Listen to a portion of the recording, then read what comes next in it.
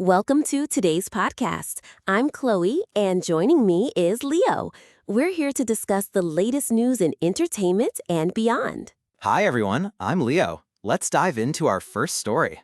The Metropolitan Museum of Art's Costume Institute has announced that the Met Gala 2027 will celebrate legendary fashion designer John Galliano, with the annual event drawing inspiration from its spring exhibition, John Galliano Horizons.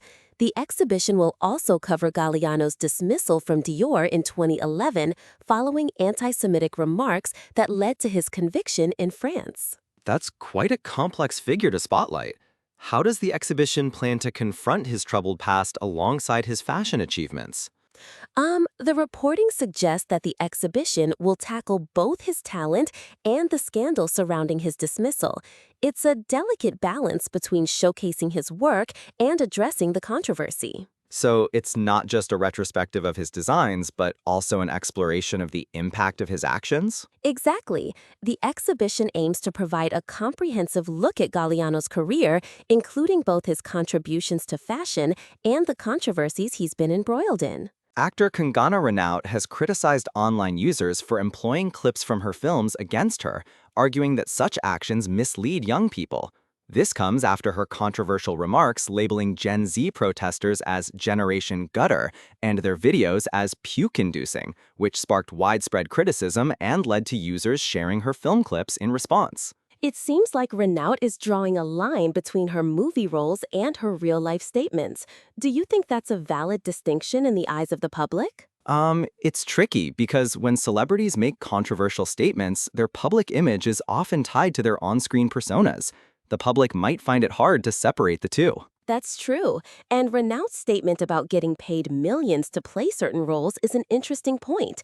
It's almost a defense mechanism, highlighting the difference between her acting and her real opinions. Right, and it raises the question of how much her controversial remarks have affected her public image versus how much the public is willing to separate her acting from her real-life views. Seema Sajday recently appeared on the reality show The Alliance, where she discussed her relationship with Sohail Khan. She mentioned that they are better as friends than they ever were as a couple. That's a pretty candid admission. What do you think about the dynamic between Seema and Sohail, especially given the context of the reality show? Reality TV can be a bit manufactured, but it seems like Seema is being fairly honest about their relationship. It's interesting that she's framing their current friendship as an improvement over their past romantic relationship. Yeah, and it's not every day you hear ex-partners saying they're better off as friends.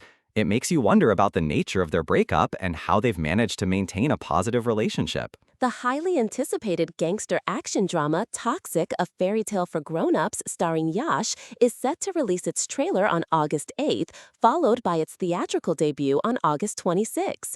Directed by Gitu Mohandas, the film features a star-studded female cast and promises a bold narrative. Toxic is generating a lot of buzz, especially with its multilingual release.